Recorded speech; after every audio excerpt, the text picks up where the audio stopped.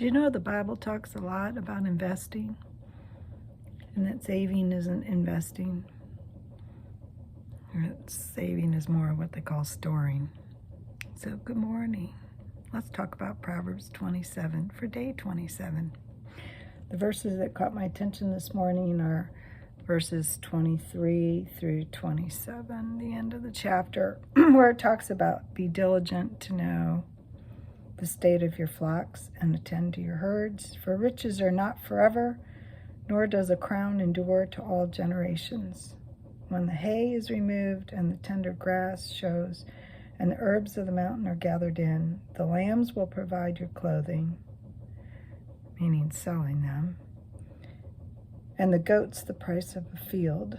For you shall have enough goat's milk for your food, and for the food of your household, and the nourishment of your maidservants. So, they're talking about sustaining you in an ongoing process, but also investing or increasing by selling goats to buy land, and selling lambs to buy clothes. Clothes at that point in time, I don't think they had fast fashion. It was not a short-term thing. I mean, yeah. So when you take a look at it, they had flocks and herds, so at least two different kinds of animals, okay? And then they were gathering in the hay, probably to feed their flocks during the winter, letting them pasture, free food, when it was the right season, gathering the herbs, which they would use either for food or for medicine,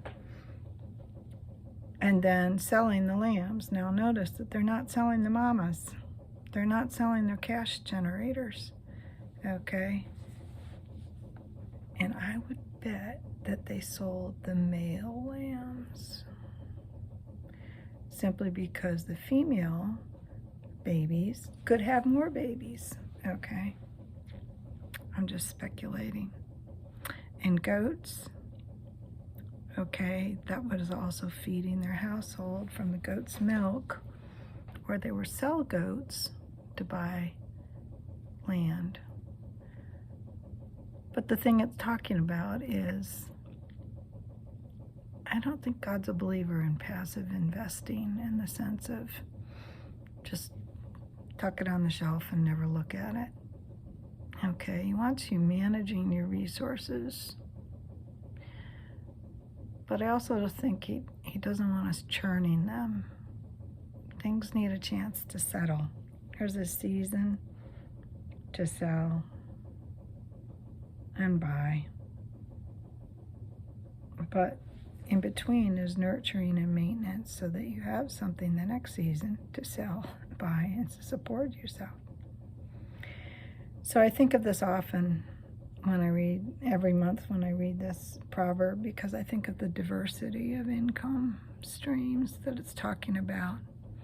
And it's a challenge to me to not only have a diversity of income streams, but actively manage them. So I hope this encourages you. Have a fabulous day. All God's best.